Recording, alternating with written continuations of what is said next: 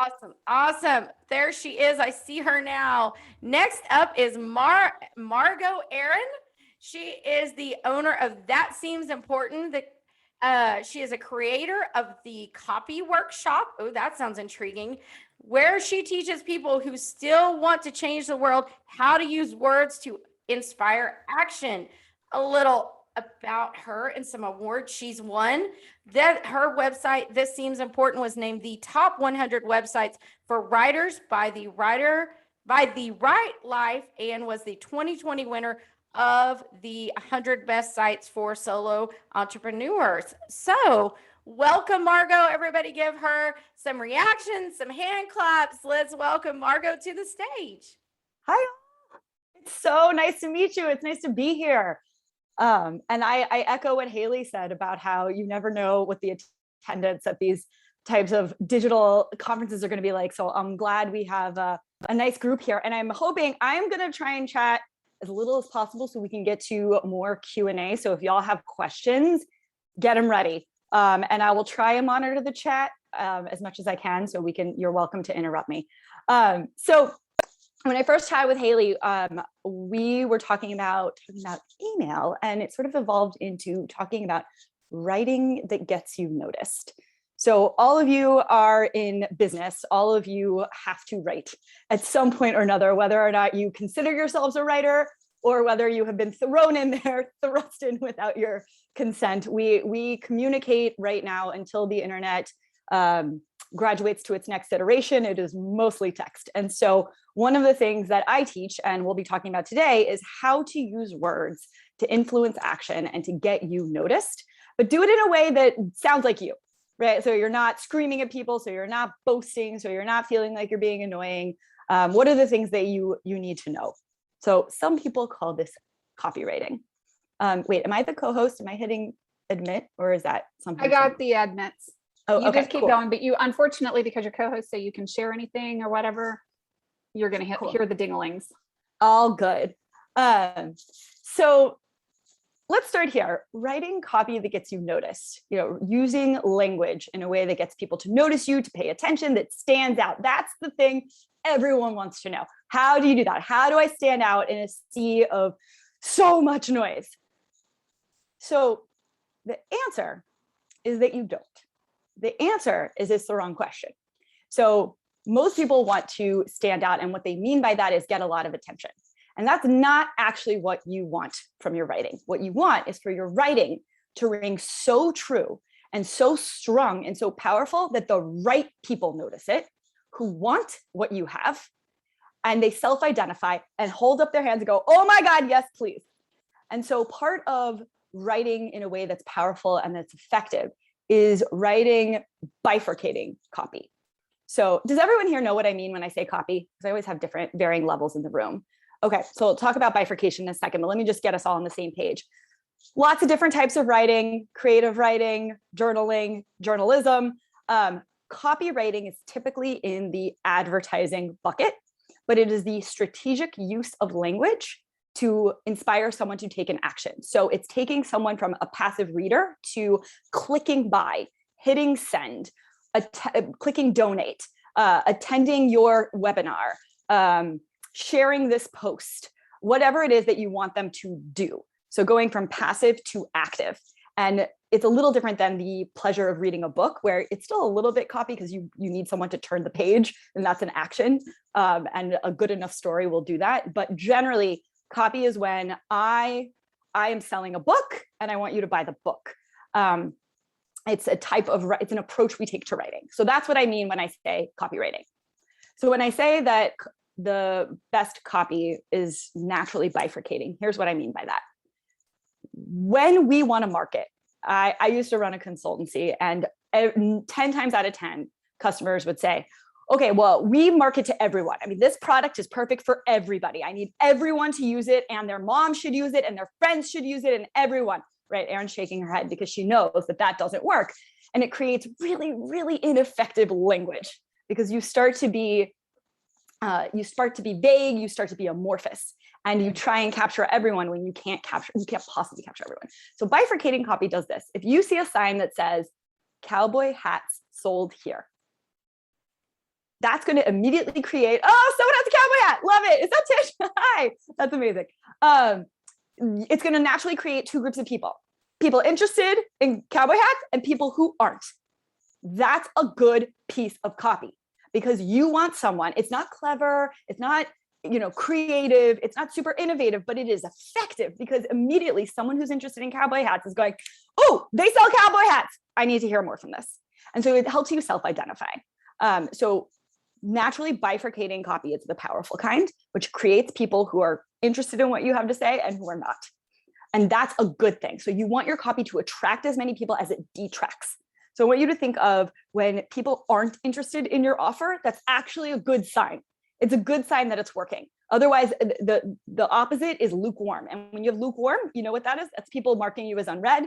That's people marking you as read. That's people like not touching your stuff. And what you want is people to touch your stuff. You want them to say, oh my God, I see that. That's interesting to me. So number one, it should bifurcate. How do you do that? How do you use language in a way that helps someone bifurcate, that helps someone self-identify that they need or want the thing that you have? So let's start with who you're writing to. A lot of people get stuck, or when they sit down to write, you know what? I'm going to ask you guys, when you sit down to write, what goes on in your head? Like, what's the first thing that comes up? Blank page, staring at the blank page. You can type it in the chat. Too many thoughts. Title. So it says, I don't have anything of value to say. Yep. We got some imposter syndrome. We have some overwhelm. Where do I start? Yes. Words aren't there. I hate writing. I don't want to do this. Okay. Start with jargon, reverse engineer. That's not a bad idea. So often when all of that noise is in our head, we can't actually get to what we want to say. So there are a lot of voices. How do I be concise? Right. So we start self-editing. We start self-editing. We start judging ourselves, whether it's imposter syndrome, whether it's writer's block, whether it's judgment, and all those voices are I call them the voices in your head. Those are people who are not your market. The people that made you believe the things that are in your head, that you can't write, that it's too verbose, that it's not good, that you don't have enough jargon, you need more jargon, that you didn't write well enough, whatever it is, all of those criticisms come from someone who is not your market. What I want you to do when you sit down to write is think of one person, just one, not a market, not a segment. We call this the rule of one, because there is no such thing as a broadcast. So you are not on the stand talking to a bunch of people. I'm technically broadcasting right now to all of you, but the truth is I'm thinking of one of you. And every time I look at a square, I look at one of your faces, because each one of you is listening to this individually. You're not group listening to this. So when you recognize that there's a human being on the other side, that it's not an automaton, in no marketing exchange is a robot reading your copy or an alien or a ghost. It is a person. And if you can think of one person, then you just start talking to them. It's really hard to drown out the other voices. So I always tell people to remember the rule of one. You're only talking to one person, focus on that person only, and write as if no one else can listen to that conversation. And number two, remember you're writing to your customers, not your colleagues, not your friends, not your spouse, not your brother, not your mom, not your retired English teacher who told you you can't write for shit or told you had to do one topic sentence and 3 supporting sentences. None of those people. You are writing only for the person on the other side of your exchange who wants the thing that you have. And you have to go ahead and assume that you have built something people want and there's some intent there. You don't need to convince. You just talk to them like a person, because the best converting copy that gets noticed is copy that talks to people like people. So this is another thing people really, really, really struggle with, because we are taught that there's a certain way to write, that we need to be a professional, that we need to sound buttoned up, that we need to present ourselves in a certain way. And really what we're looking for when we see a sales page, when we see an Instagram caption, when we see a menu, when we see the back flap of a book, when we see an email come in our inbox, any of those places, we are trying to connect with the person. There's a human being on the other side of this exchange who's interested in the thing that you have. And we're trying to connect with them. We're trying to reach out to them. We're not trying to convince them. We're trying to meet them where they are. It's a one-on-one conversation. And if you talk to them like humans, it's a lot easier to have that connection. Cool. I'm talking really fast. So the things I covered is helpfully bifurcate, customers, not colleagues, the rule of one. I want to give you an example of two brands that do this really nicely. There is a blog called The Essential Man. You can Google it. Peter Wynn runs it. And Peter is a designer. He worked at the Fashion Institute and he studied under all these sexy people, and he has his own, like he made his own leather, something really sexy. Anyway, he shifted into blogging and styling. Now, he does a beautiful job of talking to his customers, not his colleagues, because his customers are regular dudes and they don't care about Fashion Week and they don't care about who wore what or what brands are. They want to know how they should look on a date. And so what he does so well in his copy in terms of focusing on his customers and not his colleagues is that if his colleagues were reading this, he'd be embarrassed, right? He'd be talking more about status-oriented things. That's kind of how the fashion industry is. They're very statusy. They want to know the who's who. They're more interested in who you're wearing and the mechanics of how it's made and the fabrics and all that. Instead of doing any of that, he just talks to the guys like they're guys and like they're people and who are truly struggling. And it shows tremendous empathy, and it's working because he has now one of the biggest and most popular blogs for men who want to dress better. So that's one example. Another one is Neil deGrasse Tyson. You guys familiar with him? He runs a show called Star Talk. He's an astrophysicist. I think there's an email newsletter along with Star Talk that is where I saw this done best, but also the descriptions of the show are really, really good in the sense that they are not for astrophysicists. If you're an astrophysicist, you are not going to like what Neil is doing. You are going to think it's embarrassing. You're going to be like, wow, this is not a journal article. It's intelligible. It's for the mainstream. They're kind of pooping on him.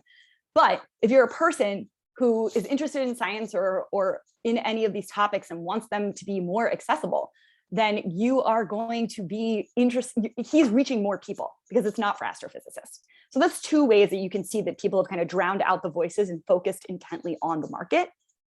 When there is a cost, sometimes there is a cost. People are going to look at you just like Neil's going to look at you. Sorry, I got distracted with the chats. The fashion blogger. Yes, Essential Man is the blog's URL, but it's Peter Wynn. And let me see. Okay, sorry, I'm backed up on the chat. Cool. Yeah, Peter Wynn and Neil deGrasse Tyson was the other one. Star Talk is the show.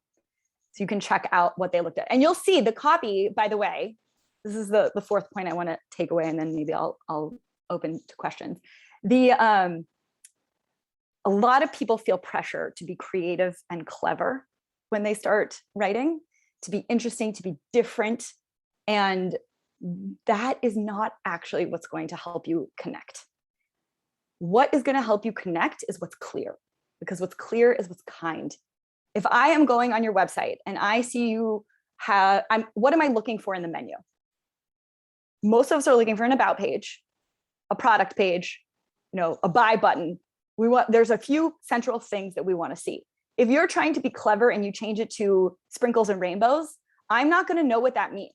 And I'm not going to be able to find the information that I need to find. So one of the kinder things you can do to stand out is help people find what they need to find by being clear with your language and not focusing on having to be unique or clever or win a creative writing award. We want to be more clear and deliberate and direct because it's in the service of helping people find what they need to find and get the things that we want to give them. All right, cool. I have one last thing I'm going to tell you, and then please hit me up with your questions. And that is, so I opened this with saying writing copy that gets you noticed. We talked about how really powerful copy bifurcates into two groups. People are interested and people who aren't. We talked about how you're always only writing to one person. We talked about how it's your customers, not your colleagues, that you should focus on, and how to sort of drown out those voices because they don't matter. It's irrelevant what they think. And the last thing I want to say that when I told you, you don't want to be noticed. Yeah, sorry, you don't want to stand out, right? Like you actually, what I mean by that is you want to blend in. And the reason you want to blend in is you want to blend in to the story people are telling themselves in their mind. So one of the ways you're able to stand out is by blending into the story people are telling themselves in their mind. And what I mean by that is all of us are going through our day with an internal narrator, and he will not shut up, right? You're going into a meeting and you're going, oh my God, am I sweating? Am I sweating? I should have peed. Should have peed before I started this meeting. I can't believe I did that. Oh, okay, wait, oh shoot, Joni just said my name. Yeah, I'm paying attention, Oh, did I order those snacks for the kids this week? I can't remember. And like, so you're constantly having a stream that's going. When we take that stream, let's take the example of sweating, right? If my internal narrator is like, oh my God, I'm sweating so much, and I'm in a meeting, right? And I'm thinking, can they see the sweat stains? Am I the one that smells? How can I turn my head in a way where no one's going to notice that I'm just going to go and see if it's me, right? Like you have a whole narrative going on in your head. If an ad came across your desk, let's say you're scrolling on Instagram or it's an email or wherever your copy, your writing meets a person, if it meets them with a sentence like, are you tired of worried about being, having sweat stains, or that reflect, that's not a good line, but like something that reflects that narrative going on in their mind, want something to stop sweat stains, also not a good line. All right, copy on the spot's tough, y'all. But you want to meet that, they're going to pay attention. So there's no convincing, there's no screaming, there is nothing you need to do other than talk to them like a person who has the problem that you can solve. So you stand out by blending in to the conversation that's going on in your mind. Cool? Awesome. All right. I'm loving seeing the faces that are like nodding. This is really helpful. Eliminating sweat stains forever. There we go. We're getting some copy. Or, embarrassed that you have to keep washing your shirts. No sweat. Haha, that's cute. Puns are fun. All right, I want to open up. I've done a lot of talking and I know we have about 12 minutes left. So if you guys have questions about your own personal copy, about writing in general, hit them up here and I will monitor. Don't cry me dry. That is clever. Very clever.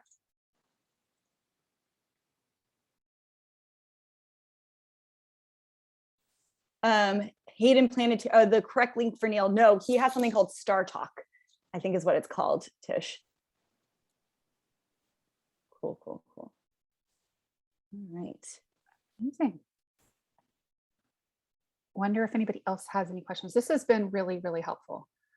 Copywriting for me has always been one of my biggest challenges. Finding good copywriters has been even harder. I know that pain well. Bet you do. Yeah, I do. I'm trying to think of if y'all are trying to hire someone to do this for you. One of the a lot of what's popular is asking them to do like a sample. I actually like to look at how they email you. Like, how are they communicating when they're not on deck? You'll learn everything you need to know. Mm-hmm. Are they clear in their communication? How did they use bullet points? How is it passive aggressive? Is it on time? Like there's things like that that I would be looking at before I even gave them a test. Mm-hmm. Yeah, that's brilliant. Cool. Does anybody have any other questions? So I do. Can I just ask? Yeah. I don't have to, okay. So I speak on this same thing. I do this a lot.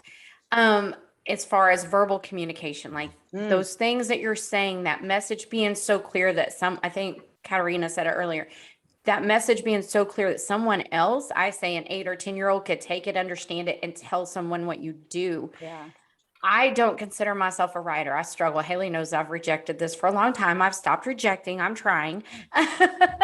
So Margo, how do you think that being able to write and get that copy down helps you as a speaker or to verbally communicate? Oh, I love this question. So Denise, you don't have to be a writer to be a good copywriter, because actually some of the best copywriters verbally write. So what I mean by that is they will literally sit with a voice note, and that's how they'll write a sales page. We sometimes call it I think it's called like the beer technique or something, where to get the cobwebs out, you sit down as if you're having a beer with the market and you talk to one person and talk it out. So I'll tell you, I built the copy workshop with Seth Godin. And I was really stuck on the sales page for a while. And I just couldn't get the cobwebs out. And there was extra pressure because I was like, it's a copy workshop and I'm writing copywriting for the copy. And it's like meta and there's going to be so much pressure on it. And I just like, I was like, it's going to be awful. And so I was like really tight, I was like, improve your copy, get better, just really literal. And so Seth goes, get on the phone with me. And we get on Zoom and he looks and he goes, tell me why copy matters. And I was like, what? No. We're improving copy on these specific things. No, why do I want to learn copywriting? And I was like, because you want to sell something. It was wrong, try again. And I was like, okay. And he looks at me and he quotes this really famous ad. You guys can look it up if you want. He goes, everyone laughed when I sat down at the piano. I don't know if you guys know that one's it's by John Cables, but it is to sell piano lessons. And they don't lead with get better at piano, right? They lead with someone wants to impress their friends by having the skill, and they tell a story. And so he looked at me, he goes, we want to believe our words matter, right? We care about the thing, we've created something and no one's noticing it, right? We are like, buy this thing and we're being ignored. We want to be seen, we want to be heard, and we want other people to be seen and heard. And so that led to our headline, which is your words matter, right? And so it came through talking it out and not seeing, I couldn't write my way there. Could not write my way there because you get too caught up in how you're supposed to sound. And so sometimes to kind of get the cobwebs out and return back to what really matters, which is the person, you got to think like a person. And oftentimes we say things. I'll put a caveat to this, by the way, is that sometimes we try and go too deep. And often like the reason someone wants something is petty. I want my hair blown because my ex-wife is going to be there and I want her to think I'm hot. That's why we want to do it. And so sometimes that's enough, but what it has to be is true. So Denise, to your point, like talking it out, I think you could easily, if you are a clear verbal communicator, translate that to the word by, you could use rev.com. Honestly, you could just take something you've said out loud, send it a transcription, edit it a little bit when you get the transcription and call it a day. You will be fine for copy, for sure. Thank you very much. Very helpful. Absolutely. So I have a question that's related to what you just talked about. Cool. Like I love video and I love phone and I love that I'm very wordy. So if I do the transcribing though, and it's a lot of text, I mean, don't people generally not want to read that much? Yes. All right. I don't know who's talking because I can't see the thing, so I can't. That's me. It's me. I got my I had my video on. Crazy Becky. Okay. That's me. Hi, Crazy Becky. That's amazing. Yes, good question. Okay, so editing is where everything good happens. Let's just throw away the myth that the first version of anything is going to be good, because it is just not. And everyone who tells you that they can write copy on spot is lying to you. So the first time I apprenticed as a copywriter, actually, my like the master copywriter I worked under, she was like, write a headline. And I was like, I'm a writer. I can do this. I'll nail it. And I write it down. She's like, nope, try again. And I was like, what do you mean? That was perfect. And I had every rational reason why it was perfect. She's like, nope. And what I learned is that truly to get to something that works, I mean, I now write at least 30 headlines to pick one. Not even kidding. Because I need to see like what it looks like if I use a the versus an a, right? Now this is my level. You guys don't have to do this, right? This is when I was doing it like professionally. But what it means for y'all is that there's iterativeness, right? You iterate on what came before. You try something, it might not work, you try again. And that's totally fine, because there is no off the bat, because copywriting, unlike other types of writing, requires strategy. And so Crazy Becky, to your point, like if you're over talking, right? If you know that I'm one of those people, I'm very verbose, I go really long. So for me, this is a process question. So my process is, I know that it'll take me about 1,000 words to get 100 good ones. That's me. And I used to feel like sunk costs, like I have to make something out of that, that's so wasted. Or it has like a really good line in it. So I'm like, well, I have to keep that one line because then everyone's going to know I'm funny, and so you get like overly attached. And so it takes that rigorous honesty of editing and coming in and going, okay, let's go back to the rule of one. There's one person. What does she need to hear? Does she need to know that the way I got these flip-flops was from my sister who got it from Jane, who got it from Jenny, and then we got it on discount and from Saks? No, they don't need to know that whole backstory. I could totally take that out. The weather, not relevant. You know, those adverbs that I thought were helping, not helping. They actually make it clunky, you know, and just cut. And I really do think, Becky, that when you give yourself some time away, like if you have that long piece, give yourself a couple days, fresh eyes, come back to it and think as if you are the reader who doesn't have the context and isn't in your head and going, okay, if I have, and she's skimming it, right? We know she's skimming it. So given what we know about those constraints, what do I need to say? What are the like most important points here? And I think being able to transcribe what you said is a really good starting point for getting the kinks out and finding a few gems. And then you can organize it so it fits the written format. And I would also say, like, you could change it. It'll be different on social versus email. Like, I repurpose content, but I totally change it because what people are doing in that context is different. They're not doing the same things. Like, if you're checking email, you're probably in a meeting. You're doing it right now. Y'all are looking at emails while I'm talking, and that somebody's copy is either being ignored or paid attention to, right? It's happening right now. And so that's a different context than social. That's a different context than a sales page. So does that help answer your question? Okay, cool. I have a question. Yes. How do you get people to consistently open your emails? I open yours, by the way, but I'm just asking, how do you keep that ball rolling once you get it started? Yes, I love this question so much. So let me back up and tell you what not to do, because I had so many clients that would say, we've been doing email marketing, it doesn't work. It really doesn't work. It's like we emailed, nothing happened. And mostly I just don't, if I email again, I'm gonna get so many unsubscribes. And I always go, okay, sweetheart, let me see what you did. Just give me the back end. Let's open the trunk, or what do you call the front? I can't do car metaphors. And what ends up happening is they've never emailed their list in the last 7 months. The one time they did contact them, they asked them for something. It was like, hey, you haven't heard from me in a really long time, but I'm selling candles now. Buy my candle, buy my candle, buy my candle, buy my candle, bye. And then ghost on you again. Right. And so, like, of course they didn't. That's terrible. The other thing they do is they email you like a woodpecker. It's like every other day, buy my candle. Did you buy my candle? Did you buy it now? Did you buy it now? What about now? And so I think number one, let's go back to the rule of one. There's a human being on the other side of this exchange. It is not a distribution channel for your agenda. It is not a poster. It is not a broadcast. It is a one-way, really two-way communication, right? People can reply to them. You're sitting next to emails, next to someone's mom, next to someone's file for divorce, next to the Gap, next to like a job offer. Like, there are so many personal things happening in someone's inbox.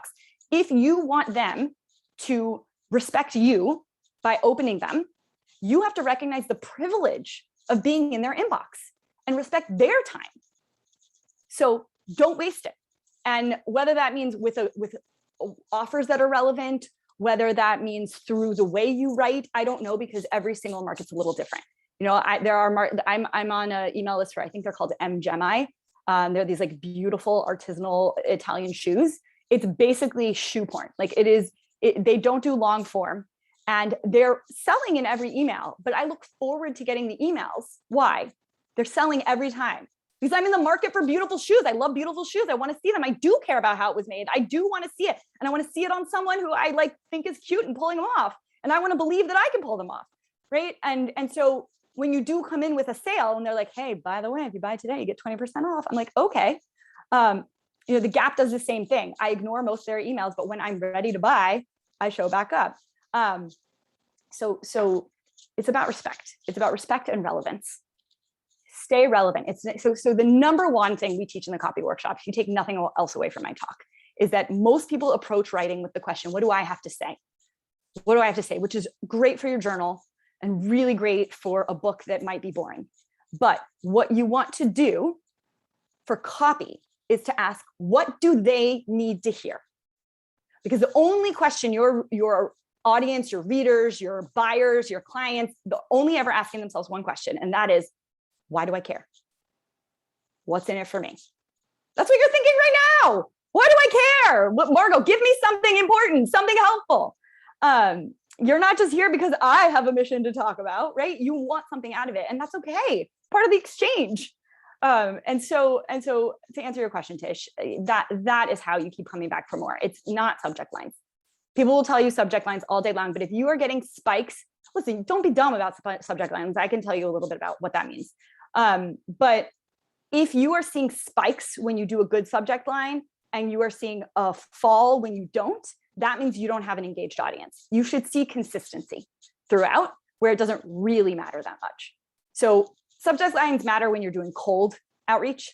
They matter a lot for cold outreach. But if you have a list that you're emailing consistently, they should be opening consistently. You should be able to see something consistent. And what I meant by don't be dumb, it's, again, consider the context. That you're sitting in someone's inbox, they're scrolling, right? It is a casual forum. So if you write a journal, an academic journal title, that is not going to make any sense to anyone. It's going to stand out in the wrong way. So, look, I like to email myself before I ever send out my emails.